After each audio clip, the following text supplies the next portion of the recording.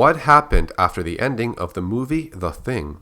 Directed by John Carpenter and released in 1982, The Thing was seen as an alien life form that could infect organic material and replicate its form.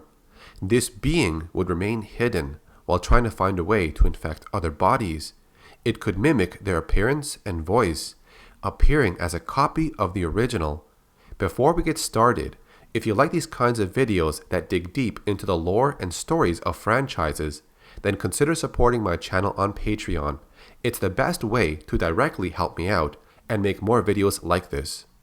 So let's get started. The 1982 version was the adaptation of the 1951 version called The Thing from Another World, but they both took ideas from the 1938 novella called Who Goes There, which was written by John W. Campbell Jr.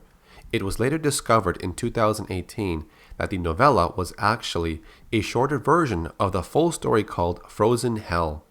This information was uncovered by the author Alec Navala-Lee. A fundraiser was then set up to publish the full story. During the ending of the 1982 film, we see two survivors, MacReady and Childs, still alive. The film is left on a cliffhanger, not knowing what happened after, but the story was continued later on in the form of comic books.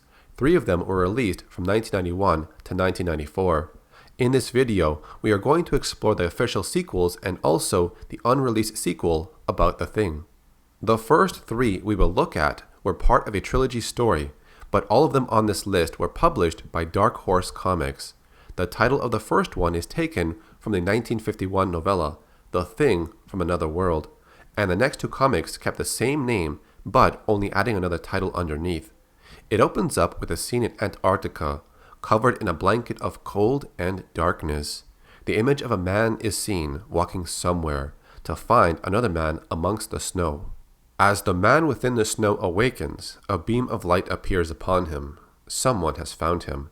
Another person calls out, "He's alive, get the doctor." The man had no extreme damage from frostbite. This man later wakes up in the infirmary of a ship called the Misaki Maru. The nurse attending him says, "Your friend saved you, but he went back to the research station for the others."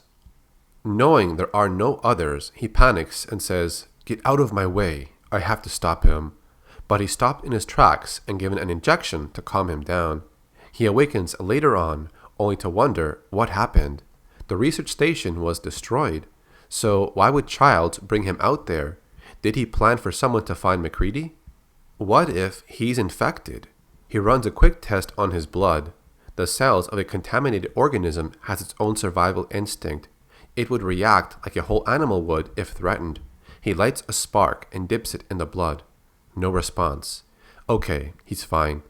MacReady would steal a helicopter and escape the ship later on. He picks up a trail of footprints and follows it. As the chopper starts to run out of fuel, he's forced to land nearby the research station. He quickly searches for the frozen bodies left behind and begins to burn them all. Despite them being frozen, they still pose a risk.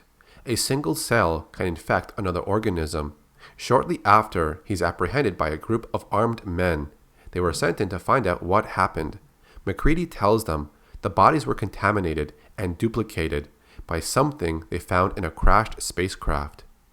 MacReady is handcuffed, and before they leave, they find another body. But they do plan to have their bio team look at it. They head out and wait for the chopper at the landing zone. Things get worse when a member of the team appears to be infected. A few injuries occurred, but they stopped it. However, the rescue chopper was also damaged, and the other chopper MacReady used was out of fuel.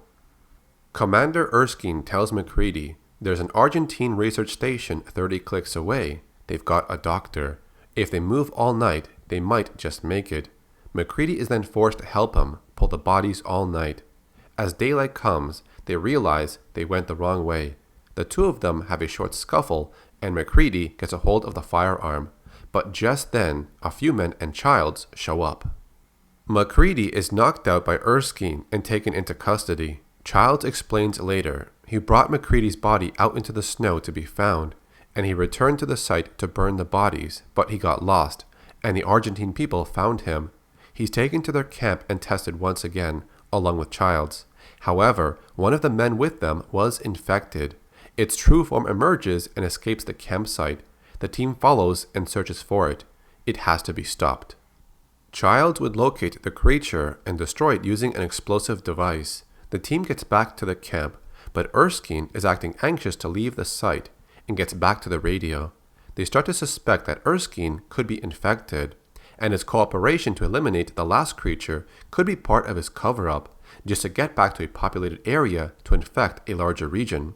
Commander Erskine makes his way to a submarine while he's tracked down by MacReady and Childs. His true form is revealed, and he starts an attack on the crew on board. MacReady and Childs would follow him inside. The submarine suffers severe damage. The crew try to reach the escape capsule, and it's up to Childs and MacReady to stop the thing. With no access to fire in the submarine, they decide to freeze it somehow. When they reach the escape capsules, the thing appears and attacks the rest of the men with them. Someone has to make sure this thing doesn't stay alive. It's trapped within the submarine, so now is the time to take action. Childs decides to stay behind. He pulls a lever and lets MacReady float to the surface, while he stays behind as the submarine sinks to the bottom. The ending shows MacReady falling asleep on a block of ice.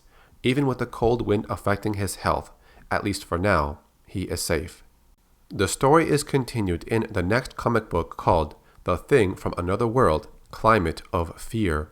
Released later in 1992, the story continued over 4 issues.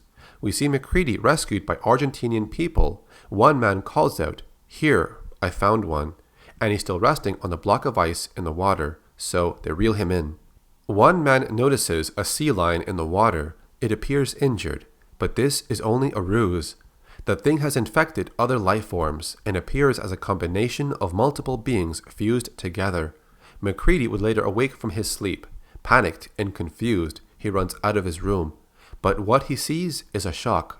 A village, animals, green vegetation. What is this place?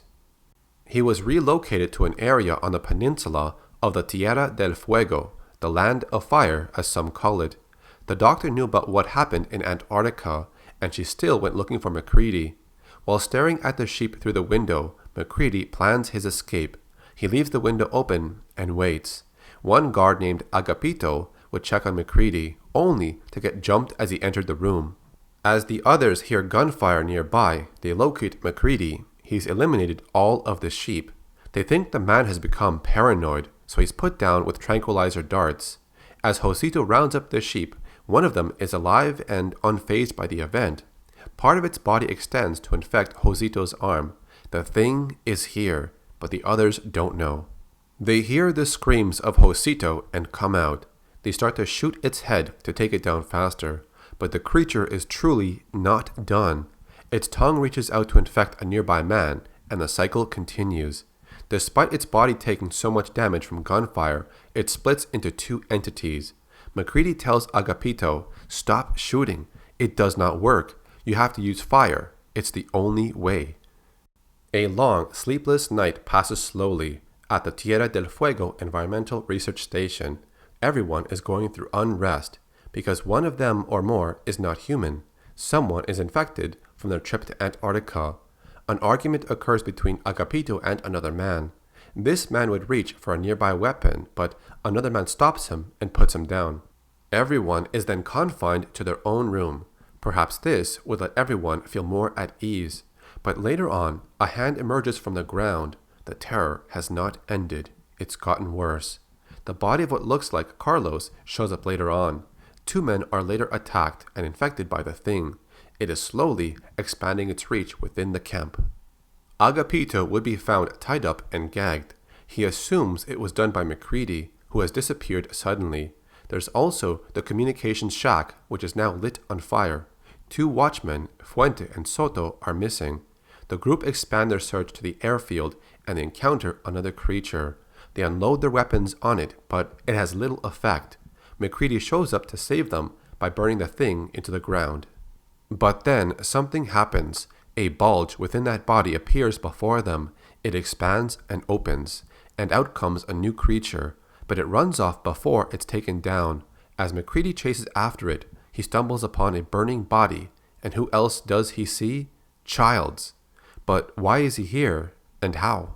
Childs goes on to explain what happened in the submarine. The Navy showed up to investigate the wreck, and in turn, they found him. As they conduct more blood tests, they uncover McCready's blood might be infected. Cruz was the one who buried Dr. Deseado. They torch him, and he turns into a creature. But while they shoot it, his head escapes through the window.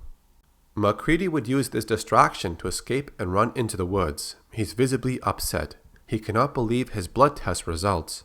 There has to be a mistake. It's later suggested that the ashtray was infected by Deseado. Any cell exposed to it would become infected. The rest of the group would be confined by Childs and his men, but later in the night, Agapito would escape. With only a bladed weapon in his hand, he plans out his own mission and disappears into the night. McCready would show up a few moments later. He confronts Dr. Viale and he explains about his own personal blood test. He's fine, so it's possible the ashtray was contaminated with the thing's cells.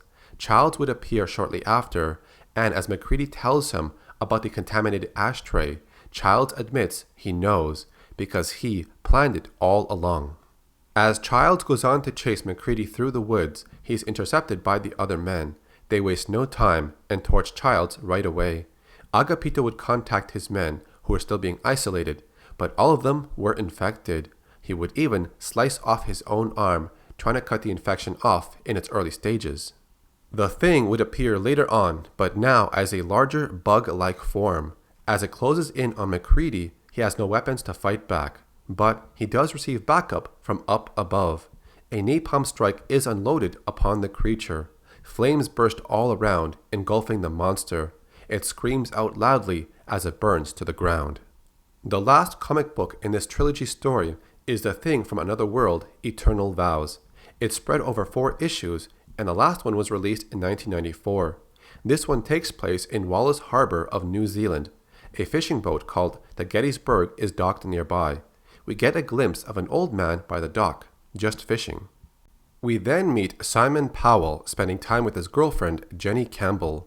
Simon is part of the crew of the Gettysburg, but he's not leaving until the local murders are solved. During a bar fight, we also meet Detective Sergeant Rowan. He's part of the New Zealand police force, and Samuel Holt, another member of the crew aboard the Gettysburg. The old man at the dock gets attacked by something, but his scream alerts Sergeant Rowan. He comes running to the source, but it's too late. Another victim. Simon Powell and Samuel Holt would show up at the dock minutes later. They greet each other, and Samuel does not know what's going on. The next day, Sergeant Rowan finds Jenny Campbell at her work. He asks her questions about Simon Powell last night. He reveals to her at 12:37 a.m. the body of Simon Powell was found on the dock. Jenny faints upon hearing the news. Later that night, Jenny goes through a transformation and attacks a cat she took in. Through the cells from Powell that are inside her, she hears his voice. She has to replace her depleted cells with live cells. Jenny then wanders outside at night and bumps into Samuel Holt. She tries to absorb him, but is unable to. His form then changes into Simon Powell. They found each other and are together again, despite being monsters. We then get a glimpse of a new character to this story. A chopper lands in a grassy field, and this man exits while holding a flamethrower. R.J. McCready has returned, and he's here to find the Thing. Now we see the Thing from the first comic book story. When it sunk with the submarine, it remained there until fish came nearby. The fish would get infected and then captured by the fishing boat. As it gets pulled in by the net and onto the boat, the infected fish would attack Simon Powell. He became another version of the Thing. After he infected Jenny that night, they were now connected. Simon Powell would change his form into Samuel Holt and return to the dock. He is approached by the captain, McCready, and Sergeant Rowan. Powell is taken into custody and questioned a few times, but they also extract a blood sample from him. The results are what they assume. His blood reacts to the heat, and he reveals his true form. It tries to break free, but McCready burns it with the flamethrower.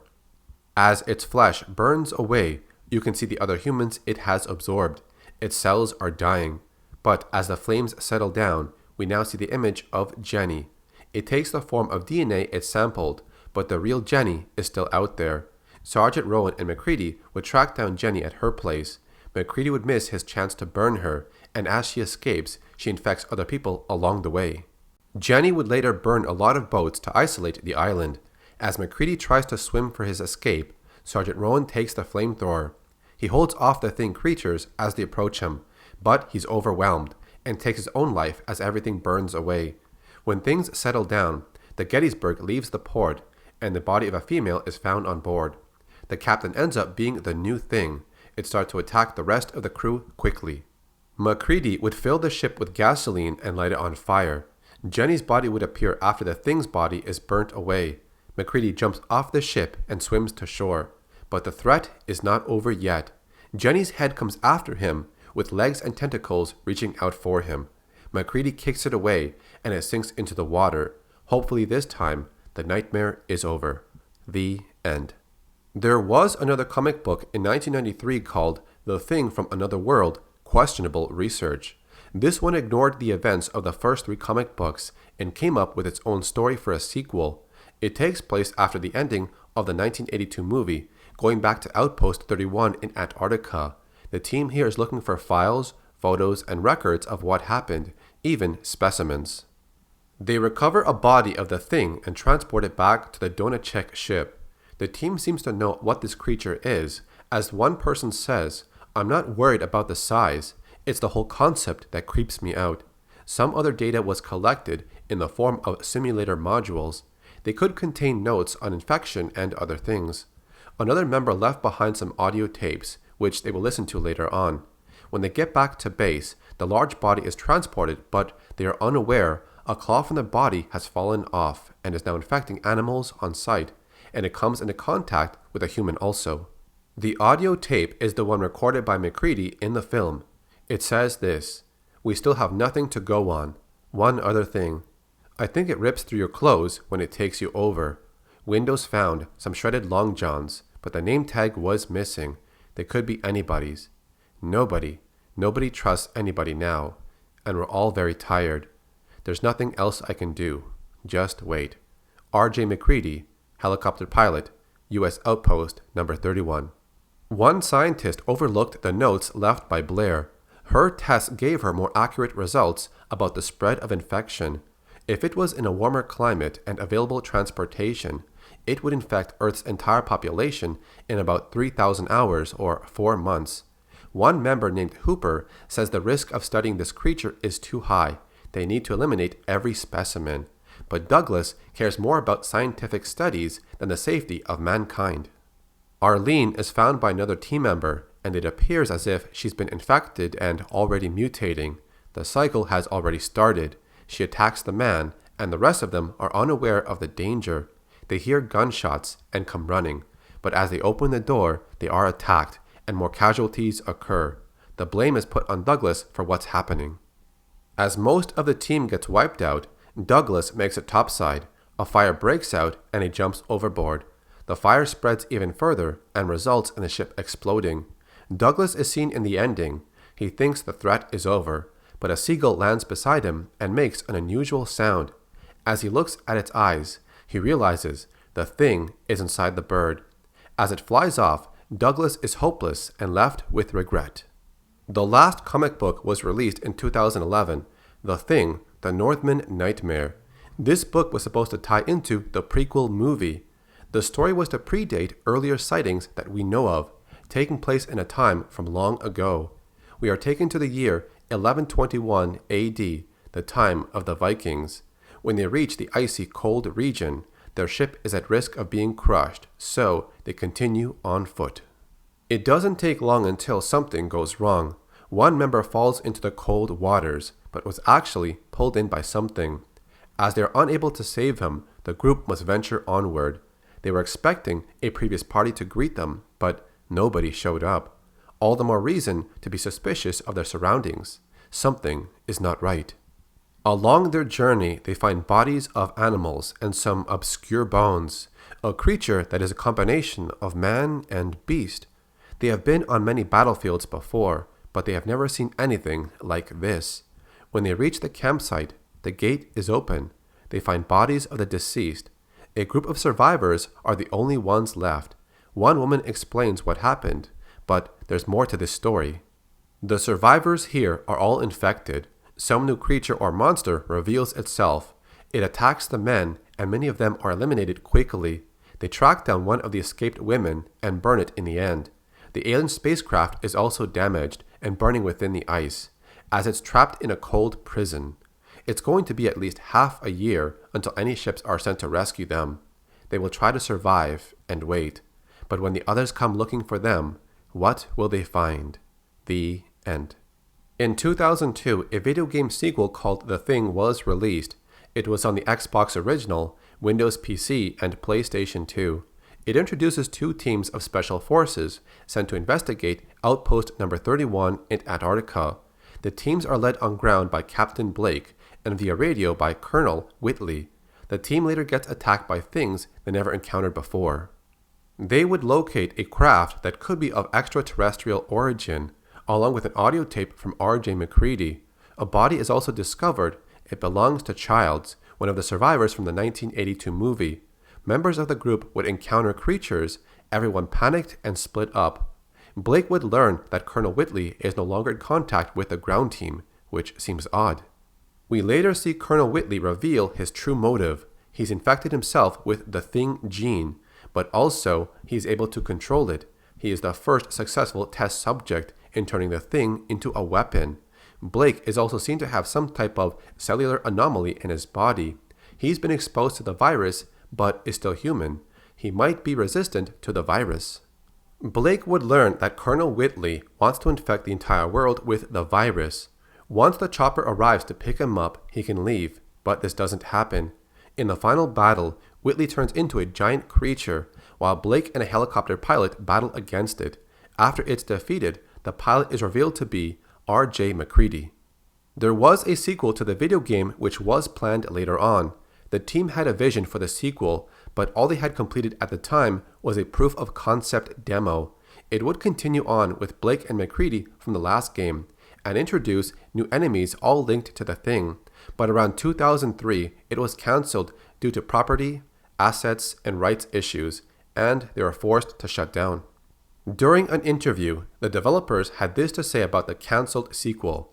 We had the contract in place to make the sequel, and were pretty excited about it. We had a very cool prototype of dynamic infection and some really imaginative Thing burst outs. I particularly liked the one where the person would split in half, and the top half would jump to the ceiling and start swinging around like an orangutan, with his intestines turned into tentacles. So that covers the various sequels to the Thing franchise. We covered the multiple comic books and video games. It was a lot to go over in one video. Now, if you haven't already, subscribe to my channel. If you want to support my channel directly, I do have a subscription feature on YouTube, and also a Patreon page. But if you can't help out that way, leaving a like on the video is just enough. I hope you enjoyed this video. Please check out my lore and history playlist, as I do cover other franchises. You might find something else of interest. You can also find me on Twitter and Instagram, so follow me on those platforms, either to stay in touch with me or to see other things I post. Thank you for watching my videos and supporting my channel. My name is Carlos, or Acid Glow, and I'll see you in the next video.